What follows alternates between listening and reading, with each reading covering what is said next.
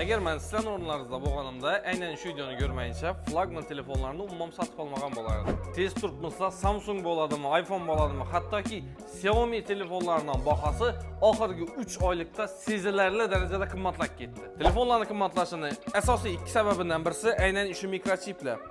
Elden mikrochiplar ishlab chiqarib turgan vaqtida mikrochiplarning katta miqdori faqat flagman telefonlarga beriladi. Hozir esa bu narsani Sony Intellect kompaniyalari sotib olib turibdi. Narxlarning qimmatlashining ikkinchi sababi esa ayrim global davlatlarni birsi bilan kelisha olmay turganligi sababli logistikada muammolar kelib chiqib turibdi. Xo'p, bundan eng oxirida kim aziyat chekadi? Telefonlarning qimmatlaganidan eng aziyat chekadigan odam albatta eng oxirgi xaridor bo'ladi.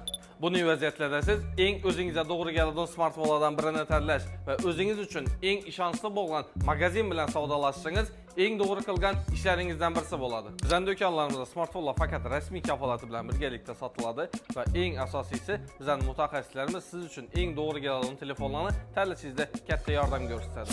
Telefonlarning narxlari ko'tarilib turganini tabiiy holatda qabul qilishingizni so'rab qolamiz. Misol, shu telefonning bahasi eldan 1.870.000 so'mga tushadi.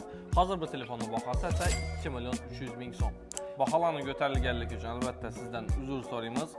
Chip yetishmovchiligiga to'g'rilanmayincha va albatta logistika ishlari o'z yo'l yo'riqdan tushib ketmayincha bu telefonlarning bahasi hali tushmaydi.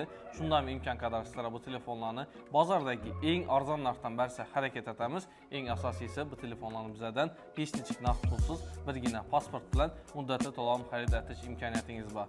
Shu zo'r imkoniyatlar bilan sizlarni Influx Mobile do'konlarimizni barcha filiallarida kutib qolamiz.